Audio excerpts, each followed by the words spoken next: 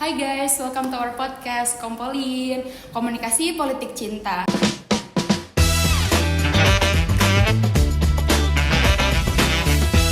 Hari ini kita akan bahas strategi cinta ala politisi Gen Z. Sebelumnya, kalian ada yang tahu nggak sih politikus komunikasi politik itu apa sih? Ada yang tahu nggak? Nggak ada yang tahu ya. Jadi gini guys, komunikasi politik itu bukan cuma tentang pemilu atau pemerintahan dan lain sebagainya. Komunikasi politik itu bisa loh kita temuin di hubungan percintaan. Sesuai dengan katanya Brian McNair, komunikasi politik adalah segala bentuk komunikasi yang digunakan untuk membentuk, mempertahankan, dan mengubah hubungan kekuasaan di masyarakat luas. Tapi benar nggak sih? Kita kan belum tahu ya benar atau enggaknya. Tapi tenang, jawaban kita akan dibenarkan oleh Bapak Toto Sugiarto yang akan menemani aku di sore hari ini. Silakan Bapak Toto. Confident banget tadi katanya dibenarkan oleh saya katanya. Emang pasti dibenarkan? Belum tahu, makanya kita cari tahu, betul kan? Betul. Jadi di sini saya kenalin diri nih. Silakan. Kenalin diri ya. Nama saya Toto Sugiarto, saya dosen komunikasi politik dari Universitas Papua. Oke. Gitu, Viola. Jadi juga hari ini nggak cuma dengan Pak Toto ya guys, kita juga ditemenin sama Wangi Indah. Coba perkenalkan diri Kak Wangi. Halo guys, aku Wangi Indah. Oke, segitu aja perkenalannya. Udah, segitu Oke. aja. Nah, untuk Kak Wangi dulu nih Kak Wangi. Oke. Kak Wangi, pas Kak Wangi PDKT itu mirip banget gak sih sama kampanye politik, dimana kita biasanya tuh kita suka riset ya tuh sukanya apa, suka makan apa, zodiaknya tuh apa. Bahkan Kak Wangi tuh biasanya effort banget gak sih kalau misalnya di awal bisa ceritain sedikit gak ke teman-teman semuanya? Oke, kalau untuk aku pribadi, kebetulan memang sebelum aku punya hubungan sama cowok yang sekarang itu, bener yang kata Kak Vio bilang tadi, kayak emang harus riset dulu, kayak entah aku tuh nyari tahu dulu kesukaan cowok aku tuh apa. Bahkan memang zodiak tuh aku cari gitu loh. Zodiak cowok aku tuh apa? Nggak tahu ya, padahal aku tuh kayak nggak terlalu percaya tentang zodiak. Tapi kayak gimana ya, itu tuh kayak emang selalu jadi patokan aku kalau misalnya aku kayak mau deketin cowok gitu. Dan memang kebetulan aku ini tipe orang yang memang harus aku yang deketin cowok duluan gitu. Nggak bisa cowok yang ngejar-ngejar aku nggak bisa. Kalau misal berarti kan tadi Kak Wangi bilang Kak Wangi juga ngepoin zodiaknya. Iya. Kira-kira relevan gak sih antara zodiaknya sama orang aslinya gitu? Kalau yang aku search, dia tuh kan zodiaknya tuh Aries ya. Iya. Nah aku tuh kayak apa ya, kayak ngelihat kepribadiannya Aries tuh begini-begini, tapi kayak ada relate dan gak relate-nya sih sebenarnya. Gitu. Tapi kebanyakan tuh kayak relate. Jadi aku tuh kayak yang tadinya nggak mau percaya sama zodiak, tapi kok relate ya gitu. Berarti nggak 100% itu benar juga ya? Iya, Oke. gitu. Nah untuk Pak Toto nih Pak, kalau kampanye politik itu kan ada istilah framing, segmentasi, targeting. Nah kalau di PDKT nih Pak, bisa nggak sih Pak kalau misalnya hal yang tadi itu dianggap kampanye personal ataupun branding diri yang dilakukan oleh individu? Apakah itu etis Pak kalau misalnya di konteks komunikasi? Oke. Sebelum saya jawab, saya cuma mau ngasih satu kata untuk podcast ini, kreatif. Makasih jadi, Bapak, terima kasih. Saya baru kali ini nemuin podcast yang menghubungkan antara cinta dengan komunikasi politik. Nah itu jadi buat saya itu kreatif banget. Dan saya mau menjawab, kalau ngomongin etis ya masih etis-etis aja. Karena memang sebenarnya dalam konteks teoritis gitu ya, itu bisa dipakai dalam kita melaksanakan hubungan dengan banyak pihak. Nah salah satunya juga kita bagaimana berhubungan dengan orang lain yang notabene kayak tadi Wangi cerita itu adalah pasangan. Betul. Atau calon pacar. Nah, itu pasti masih bisa relate, masih bisa etis juga gitu. Jadi kita menghubungkan antara kita punya pengetahuan kira-kira gitu, kita hubungkan dengan bagaimana kebutuhan di dunia nyata. Nah kalau kita coba sandingkan, kalau itu disandingkan pasti akan bagus sekali kira-kira gitu. Berarti komunikasi politik juga berhubungan dengan hubungan percintaan gitu ya Pak ya? Pastinya. Oke, guys, kita lanjut ke segmen 2 yaitu ideologi cinta, kamu itu liberal atau aku konservatif. Lanjut ya. Terus gimana sih untuk Kak Wangi dulu nih? Cara kita memandang itu kan juga bisa berakar dari ideologi ya Kak. Bisa juga dari pemikiran awal kita. Nah menurut Kak Wangi, visi misi percintaan dari awal itu harus mutusin apa sih Kak tujuannya? Misal kalau misalnya pacaran tuh harus serius loh, harus dibawa ke orang tua, niatnya juga harus langsung ke nikah, atau yang penting nyaman aja, yang penting hak satu sama lain tuh dijaga gitu, atau Kawangi itu menurut Kawangi cinta itu artinya adalah sebuah kerjasama yang bisa dibagi bersama gitu Kak? Kalau aku pribadi, visi misi dalam sebuah hubungan itu harus ya. Yang tadi Kak Vio bilang itu tuh perlu semua. Apalagi aku nih tipe orang yang kalau misalkan memang, maksudnya kayak nggak gampang banget buat aku tuh bisa menjalin hubungan yang lama gitu loh sama cowok. Nah kebetulan sama cowok aku sekarang ini aku udah 3 tahun lebih lah. Nah terus kayak memang visi misi tujuan kita tuh kayak udah jelas gitu, kayak aku tuh selalu nanya dulu nih ke cowok aku kayak di awal, kamu tuh serius gak? Kalau misalnya memang kamu serius, hubungan kita ini mau dibawa sampai sejauh mana kayak gitu. Jadi makanya mungkin aku bisa lama sama cowok aku yang sekarang juga itu tuh ada visi misi gitu loh di awal, kayak emang kita tuh serius gitu, mau apa ya, mau ke jenjang yang lebih tinggi lagi kayak gitu. Jadi makanya sampai sekarang aku tuh jarang banget yang kayak bilang putus, itu tuh jarang banget dari awal hubungan. Oke, berarti dari awal emang udah disamakan itu tujuannya ya Kak? Betul. Coba kalau misalnya untuk Pak Toto nih Pak, pertanyaannya, kira-kira konteks ideologi itu bisa memicu konflik nggak sih Pak? Misalnya tadi kan ada pemikiran awal Pak, misal visi misinya tuh akan seperti ini gitu.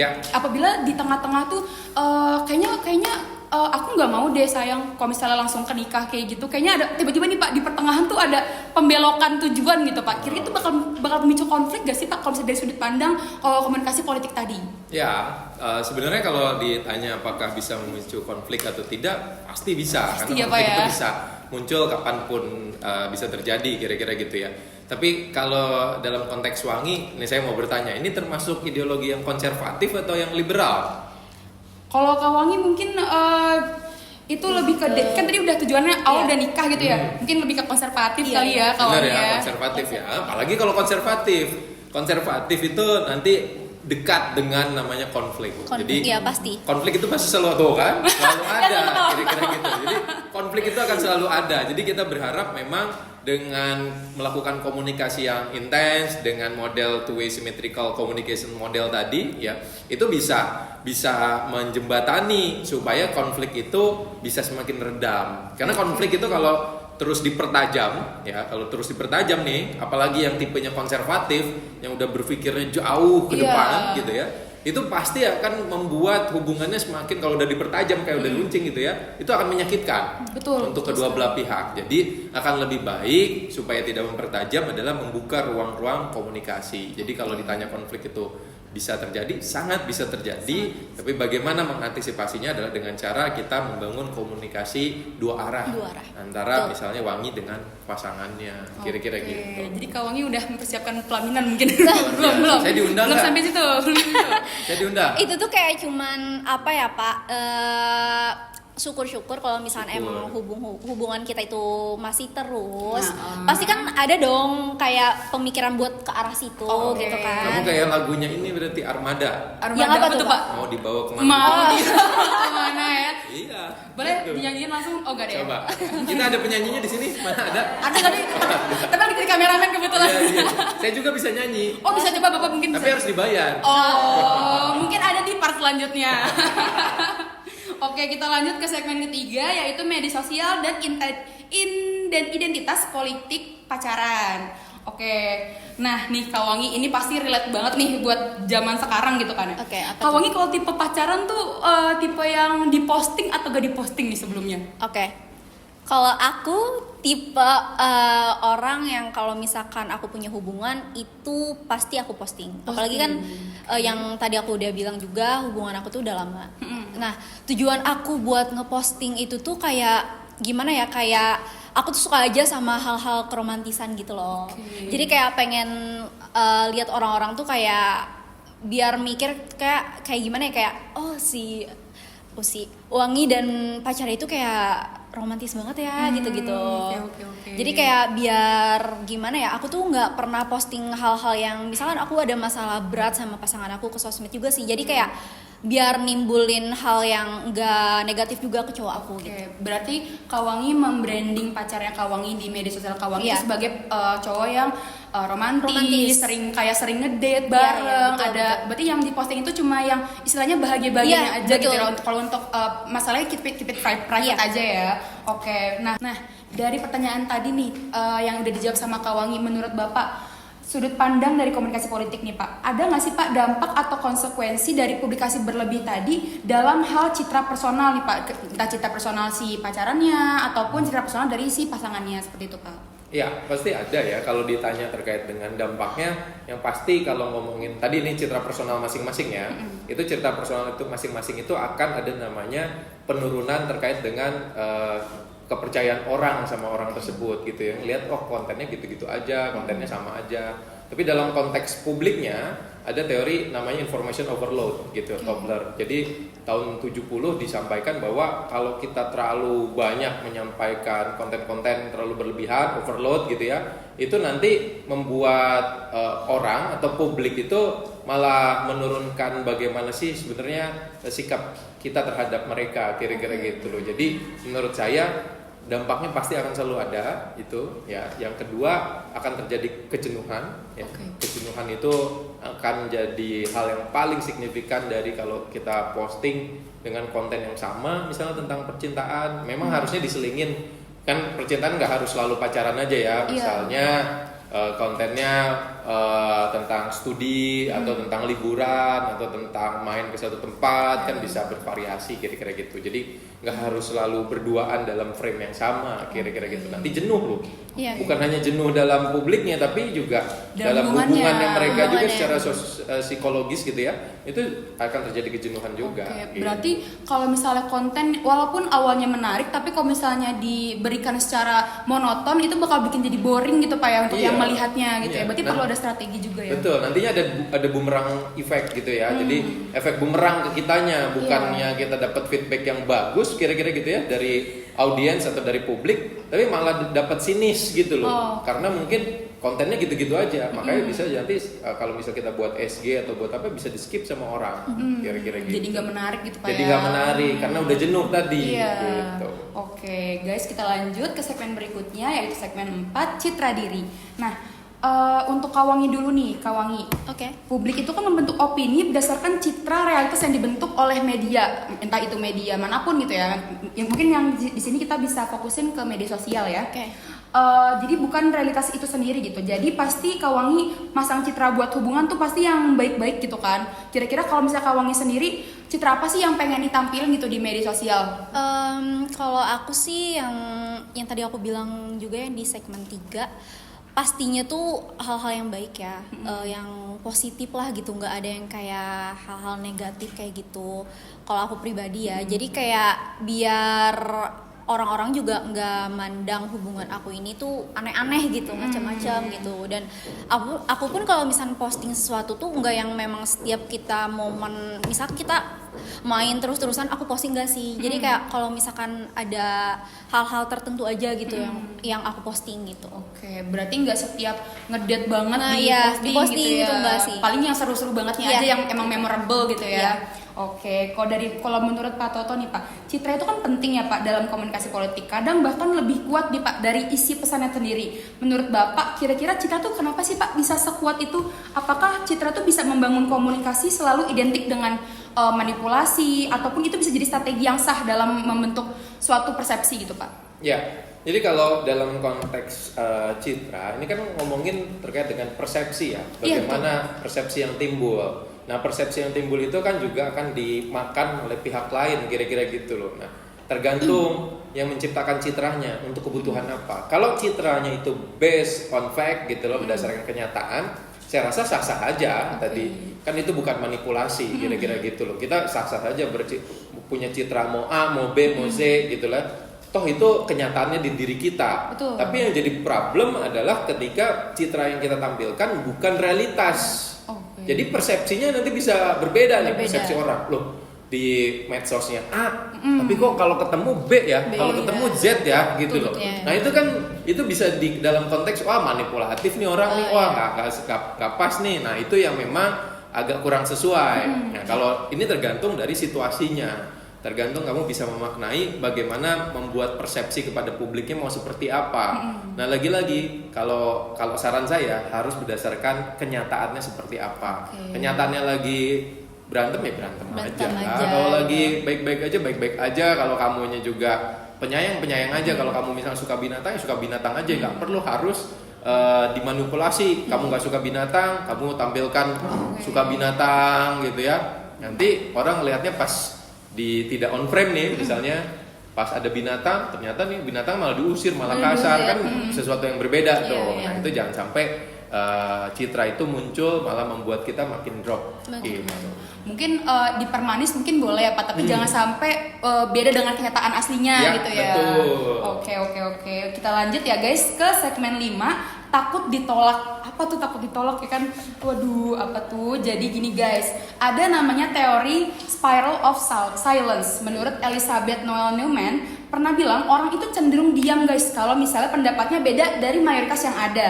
Nah, kalau misalnya buat Kak Wangi dulu nih, dengan framing atau citra hubungan yang tadi aku sebutin, kira-kira apa sih pendapat Kak Wangi tentang mayoritas cewek yang bilang kalau misalnya cowok tuh kan seringnya Kak, kalau misalnya Kak Wangi lihat entah itu di Instagram, di TikTok, pasti suka bilang cowok tuh cintanya dari 100 ke 0, istilahnya awal-awal tuh love bombing, terus yang bener-bener kecintaannya tuh kelihatan banget gitu, tapi pas udah kesini-sini, udah kayak setahun, 2 tahun, 3 tahun, makin lama makin menurun, makin kayak kok kurang ya dia romantisnya, kok kurang ya gini, kok kurang ya gitu, kok beda ya dengan yang awal-awal. Menurut Kak Wangi gimana? Apakah relate ataukah kayaknya enggak deh gitu?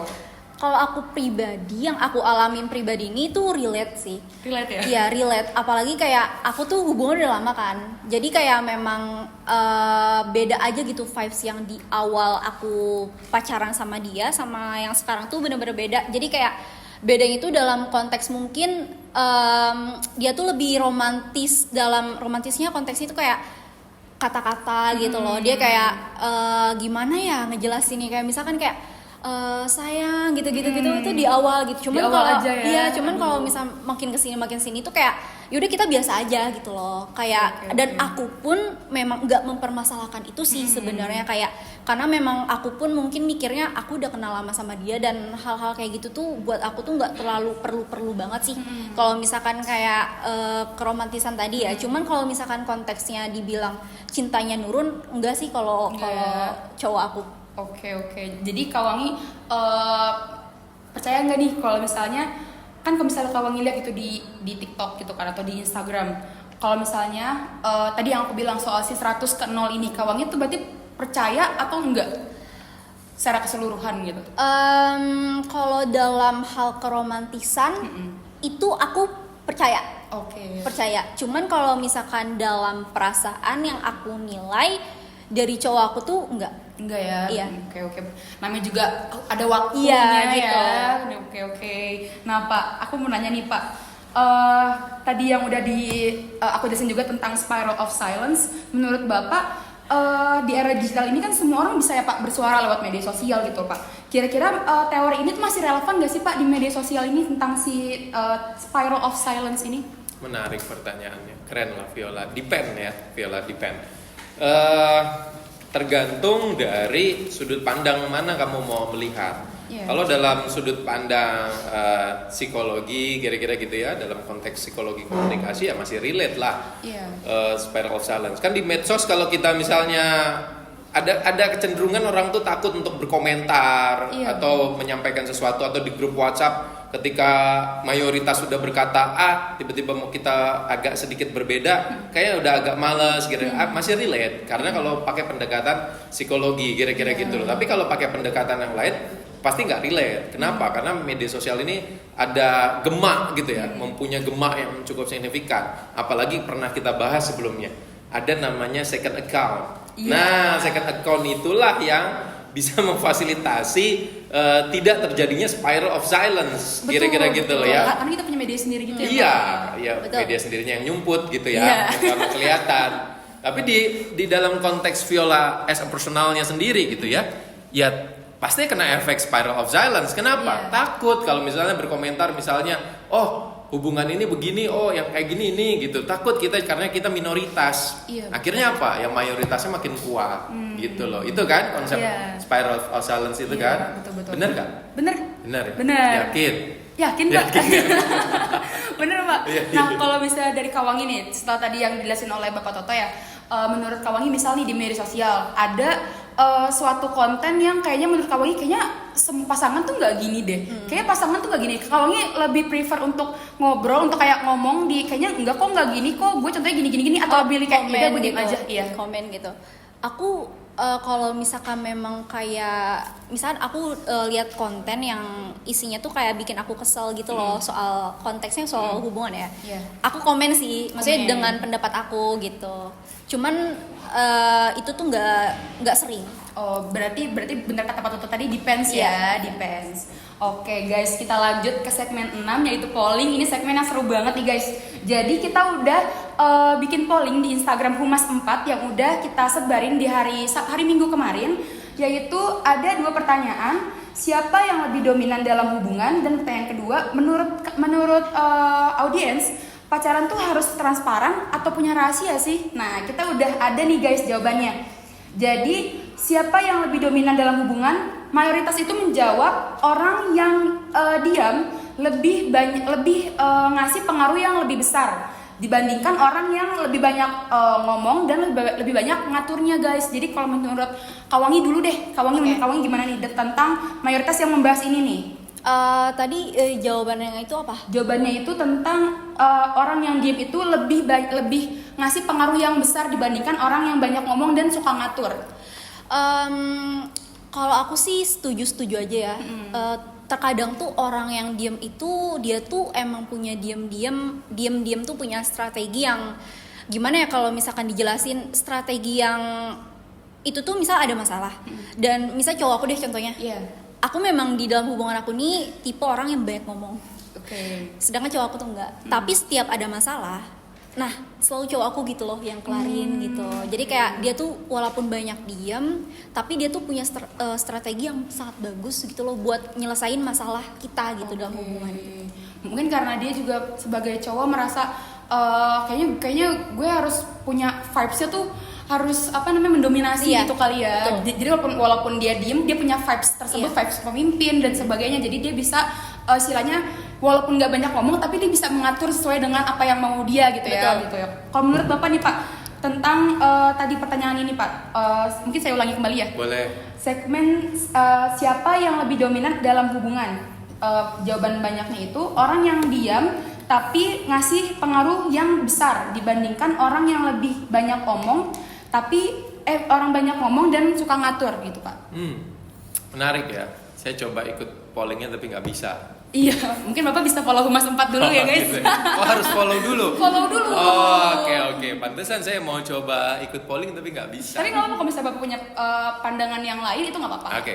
Berapa responden yang masuknya di situ yang Tadi ikut? berapa guys? Sekitar 10 ya? 68%. 68% Enam. orang milih orang yang banyak diem itu lebih ngasih pengaruh besar. Ya, saya ngikutin pola ini aja ya, Oke. bukan dari sisi akademis ya, Oke. tapi pola yang sudah kalian buat. Jadi terkait dengan orang yang diem ya, tadi orang yang diem itu orang yang diem titik-titik, diem-diem A, diem-diem B, Iya, diem-diem C. betul, Nah, Pak. ya harus diwaspadai sama orang yang diem itu. Bagaimana diemnya dia itu mungkin tadi kata Wangi, jangan-jangan dia ngatur strategi, Iya, jangan-jangan benar. dia lagi berpikir Berpikir. udah sampai ke Z gitu ya. Sedangkan orang yang banyak ngomong kan nggak banyak terlalu banyak berpikir karena dia Iya. langsung tuh ya, Iya, betul. spontan aja gitu. Tapi kalau orang yang diam tuh dia mikir banget ya kan, sampai tahu nih kliknya di mana, tahu di mana bisa kickbacknya gitu ya, nyerang baliknya, baru tuh. Nah itu agak-agak sedikit warning kira-kira gitu loh ya. Jadi bagi orang-orang yang diem ya itu aja mungkin komentar saya gitu. Saya tidak mau approve atau tidak juga mau menolaknya. Jadi saya cuma mau bilang ya harus waspada sama orang-orang yang Waspada. diam Betul karena ya, guys. mereka itu Betul. orang yang berpikir. Betul. Tandanya orang yang berpikir, Betul, Pak. dia berpikir dulu sebelum berbicara. Nah, kalau yang berbicara tadi yang satu lagi apa tadi? Berbicara apa? Dia berbicara dan banyak ngatur, lebih banyak ngatur. Nah, dia berbicara dulu, nanti baru mikir setelah bicara tuh, omongan gue salah nggak ya? Gitu loh, omongan saya bener nggak ya? Gitu kira-kira. Gitu berarti untuk berbicara pun di dunia di komunikasi politik harus berpikir dulu ya Pak, lebih baik ya Pak ya. Baiknya Oke. gitu. Nah guys, ada pertanyaan kedua. Itu menurut responden, pacaran itu harus transparan atau harus punya rahasia sih? Mayoritas menjawab transparan dong, kayak pemerintah yang ideal. Nah pertanyaan kedua, jawaban kedua, rahasia itu penting. Rahasia itu penting juga kalau misalnya depends situasinya gitu loh. Nah, Mayra tuh menjawab transparan kayak pemerintahan ideal Pak katanya Pak. Emang pemerintahan transparan? Saya itu kurang tahu ya teman-teman.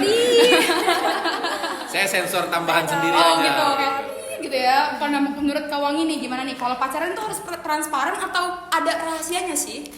Kalau aku pribadi kan aku ngejalin hubungan tuh baru pacaran ya. Transparan tuh boleh sih, maksudnya nggak semua hal kita harus transparan. Adapun yang harus emang kita tuh privasi gitu loh. Contoh kayak misal ada hal-hal yang memang itu udah jadi privasi kita sendiri, itu memang harus kita tuh privasi gitu loh. Walaupun dia tuh hubungan kita, walaupun dia tuh pacar kita, gitu. Sorry guys, walaupun dia pacar kita, tapi kalau misalnya memang sudah menyangkut kepribadian kita, itu udah jadi privasi kita, ya memang seharusnya tuh nggak usah dikasih tahu gitu. Cuman ada beberapa hal yang memang harus transparan, kayak misalkan contohnya tuh kayak misalkan dalam pemikiran kita aja kayak soal apa ya, misal dia punya tanggapan soal hubungan itu gimana ya, omongin aja gitu. Biar enak dan biar tahu gitu. Kalau menurut Bapak nih Pak, dari lensa kacamata komunikasi politik itu seperti apa Pak? Apakah harus transparan ataupun kayak nggak apa-apa kok ada rahasia sedikit-sedikit gitu Pak? Ya, lagi-lagi menarik gitu ya. Tadi yang dikatakan sama Wangi saya setuju. Jadi depend. Kapan sesinya kita harus transparan, kapan juga sesinya kita tetap punya privasi, namanya juga pacaran ya, Wangi ya. Betul, Kalau orang pacaran itu harus tetap harus Ada punya privasi, batasan, ya, betul. ada privasi. Kan nggak mungkin tahu misalnya kamar kita seperti apa gitu loh, joroknya kita seperti apa gitu kan. Ya pasti kan yang ditampilkan kan yang bagus-bagusnya aja gitu loh. Transparan dalam hal apa? Misalnya transparan dalam hal misalnya hubungan, nggak ada pasangan lain di antara itu kan transparan kan.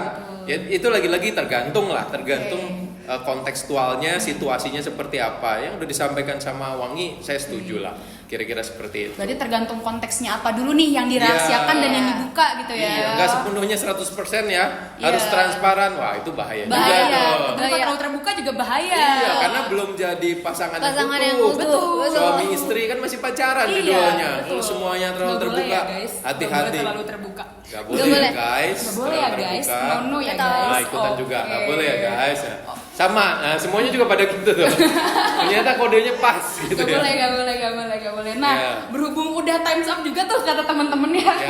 Jadi komunikasi politik itu tadi ya guys, nggak cuma tentang pemilu, parlemen, pemerintahan dan segala macamnya, tapi komunikasi politik itu termasuk citra diri, strategi hingga ideologi yang bisa kita temuin loh dalam suatu hubungan percintaan. Mungkin yang kita bangun tuh bukan cuma hubungan tapi juga bisa dalam kampanye gitu loh Pak ya. Betul dalam sekali, kampanye, Viola. dalam komunikasi politik yang suka kita lakukan, yang suka kita lihat nih di TV-TV gitu kan ya. Nah, jadi teman-teman semua ini beneran pacaran cinta atau lagi main strategi politik nih? Komen di bawah ya guys ya. Cukup sekian yang bisa kami sampaikan ya guys. Assalamualaikum warahmatullahi wabarakatuh. Bye. Jangan lupa like, subscribe dan komen, share. Jangan lupa. Bye.